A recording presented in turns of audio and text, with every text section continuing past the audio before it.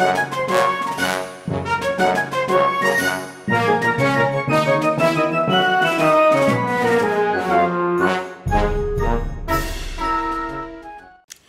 σας! Τι κάνετε? Εγώ είμαι μια χαρά και ελπίζω να σας βρίσκω και εσάς όλους καλά. Σήμερα θα κάνω κάποιες δουλειές στο σπίτι και θα σας πάρω μαζί μου σε ένα εντελώς διαφορετικό vlog. Μου έχετε ζητήσει πάρα πολλές φορές να κάνω κάτι με καθαριστικά σπιτιού. Να σας δείξω κι άλλα εκτός από το προηγούμενο βιντεάκι που είχα κάνει.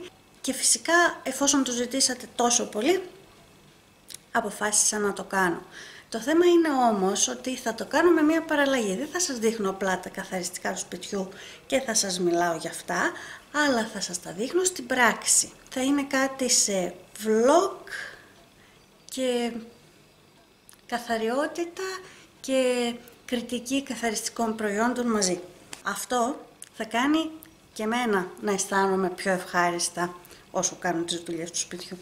Έβαλα και μια χοντρή ζακέτα γιατί θα έχω ανοιχτά τις μπαλκονόπορτες και έξω έχει παγωνιά. Οπότε μην κάθεστε, σηκωθείτε και πάμε να ξεκινήσουμε τις δουλειές. Πάμε να βγάλουμε τα ριχτάρια από τους καναπέδες και να τα βάλουμε για πλύσιμο και μαζί και αυτή την κουβερτούλα.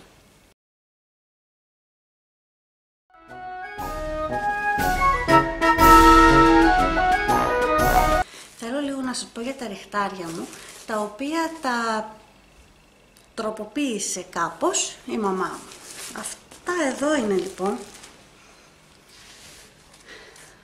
Δεν ξέρω αν το έχει κανείς και του θυμίζει κάτι, αλλά είναι κουβερτούλα, δεν είναι ριχτάρι. Είναι μια πάρα πολύ απαλή κουβερτούλα. Πήραμε λοιπόν μια μεγάλη διπλή κουβέρτα, την έκοψε η μαμά μου και την έκανε δύο ριχτάρια, ένα για τριθέσιο και ένα για διθέσιο. Το θέμα είναι ότι επειδή το ύφασμα του καναπέ γλιστράει αρκετά, αυτά όλη την ώρα φεύγανε. Και με τυραννούσανε πάρα πολύ, γιατί είναι με ριχτάρι, αλλά εγώ το θέλω να είναι τσίτα πάνω στο καναπέ. Με το που καθόταν κάποιος και σηκωνόταν έπρεπε αμέσως να πάω να το φτιάξω. Η μαμά μου αποφάσισε να βάλει χράτς. Έβαλε χράτς και το πιάσαμε στο κάτω μέρος του καναπέ, δεν είναι το σκληρό το μέρος του χράτς. Μετά όμως ήρθανε πολύ κοντά, δηλαδή ερχόταν κάπου εδώ τα ριχτάρια. Και δεν μας άρεσε, οπότε έβαλε και ένα κομμάτι ύφασμα που δεν φαίνεται γιατί είναι από πίσω και έβαλε μετά το χράτς και μετά έραψε το ριχτάρι. Και τώρα έρχονται ακριβώς και δεν κουνιούνται και τόσο πολύ και έχουν λυθεί τα χέρια μου. Πάμε για πλύσιμο.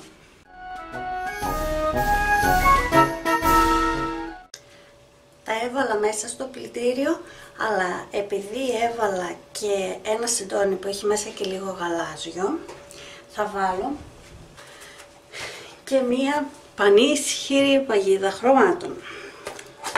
Αυτό εδώ είναι μία χρωμοπαγίδα, σας είχα δείξει και στο άλλο βιντεάκι. Απλά αυτές εδώ οι χρωμοπαγίδες, χωρίς να το καταλάβω, όταν τις άνοιξα είδα ότι δεν είναι χάρτινες, αλλά είναι ύφασμα. Δεν τις έχω ξαναπάρει. Νομίζω ότι κάνουν τη δουλειά τους. Δεν τις χρησιμοποίησα και σε κάτι πολύ επίφοβο, αλλά έχω την αίσθηση ότι και αυτό την κάνει τη δουλίτσα του. Βάζουμε μέσα και τη χρωμοπαγίδα. Και τώρα θα τα πλύνω με αυτό εδώ, το απορρυπαντικό, που είναι έβρικα μασαλίας, με μυρωδιά ιλάνγκ και λεβάντα. Απορρυπαντικό λέει για όλα τα ρούχα, φυσικά δυνατό, φυσικά απαλό. Η ποσότητά του είναι 2 λίτρα, μυρίζει πάρα πολύ ωραία. Γενικότερα, ναι, μυρίζει πάρα πολύ ωραία. Εγώ γενικότερα δεν βλέπω κάτι που γράφει σαπούνι μασαλίας, με τραβάει να το πάρω. Οπότε βάζω και αυτό μέσα, δεν θα βάλω μαλακτικό γιατί αυτό μυρίζει καταπληκτικά και δεν θέλω να καλύψω τη μυρωδιά του. Είναι και μόβο όπως βλέπετε. Πάμε για την πλύση μας. Έτοιμο το πλυντήριο, πάμε παρακάτω. Τώρα λοιπόν, εγώ θέλω να χρησιμοποιήσω ένα καθαριστικό που μου έδωσε η μαμά μου. Το θέμα όμως είναι ότι δεν έχω μεγάλο πρόβλημα για να το χρησιμοποιήσω. Τέλος πάντων, επειδή θέλω να δω αν κάνει δουλειά και επειδή μου φαίνεται πολύ περίεργο και θέλω να μου πείτε και εσείς αν το έχετε χρησιμοποιήσει και πώς σας φάνηκε. Είναι αυτό εδώ, είναι από το Lidl, από αυτό το W5 Και είναι ένα καθαριστικό λεκέδον για τα χαλιά. Εγώ δεν έχω αυτή τη στιγμή κάποιο λεκέ στα χαλιά μου, ευτυχώς. Αλλά θέλω να δοκιμάσω αν αυτό εδώ θα κάνει κάποια διαφορά πάνω στα χαλιά. Εν τω μεταξύ και ο τρόπος που το χρησιμοποιείς είναι περίεργος. Γιατί το ψεκάζεις στο χαλί, το αφήνεις και μετά παίρνεις τη σκούπα και το σκουπίζεις από πάνω. Το χρησιμοποιήσουμε να δούμε. Εγώ θα το κάνω τώρα, θα τα αφήσω, θα κάνω όλες τις δουλειές μου και στο τέλος που θα σκουπίσω, σκουπίζω και αυτό και βλέπουμε.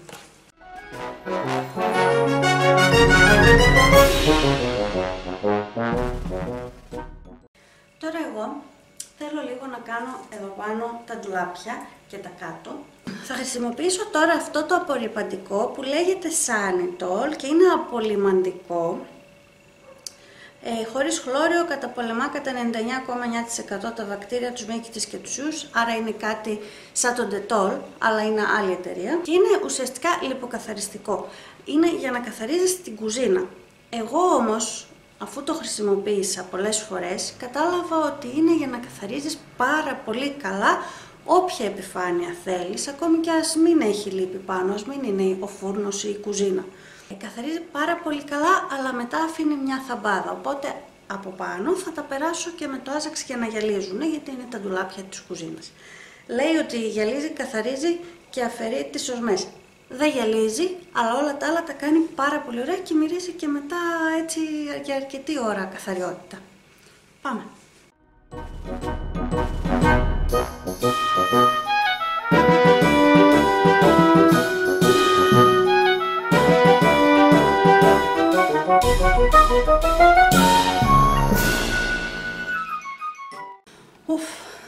Τώρα πήρα ένα άλλο καθαρό πανάκι, δύο είχα πάρει τελικά, και με αυτό θα κάνω το μπάγκο, πάλι με το ίδιο απορρυπαντικό.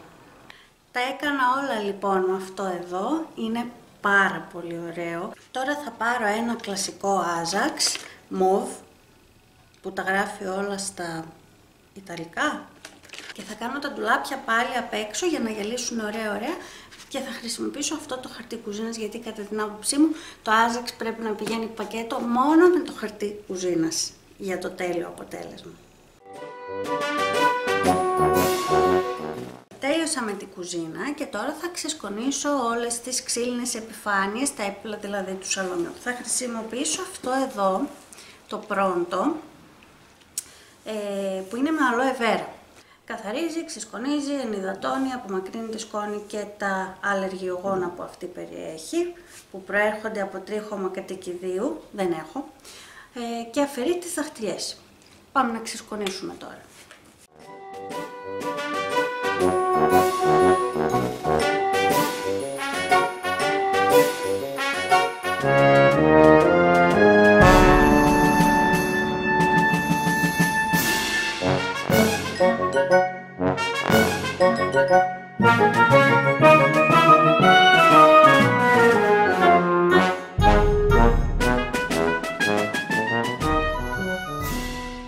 Ώρα τώρα να βάλω και τη σκούπα μου, να σας τη δείξω κιόλας.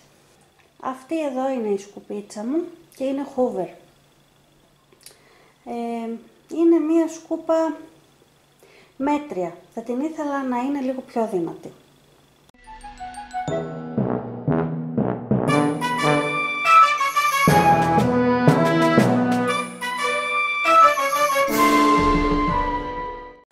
Τέλος και με το σκούπισμα, πάμε για το σφουγγάρισμα, όπου θα χρησιμοποιήσω αυτό εδώ το άζαξ, που είναι με λάδι από αμύγδαλο. Και είναι για ξύλινες επιφάνειες, για παρκέ. Είναι για ευαίσθητες ξύλινες επιφάνειες. Και μυρίζει τόσο ωραία. Καταπληκτικό.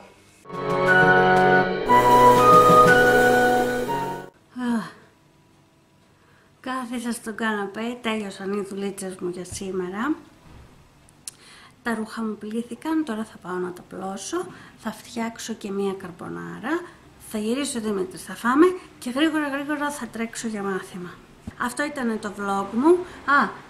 Το καθαριστικό για το χαλί δεν είδα κάτι το ιδιαίτερο, ίσως να το φρέσκαρε λίγο, αλλά σας είπα δεν είχα και κάποιο λεκέ για να δω τι συμβαίνει. Αυτά ήταν τα προϊόντα που χρησιμοποιώ τώρα.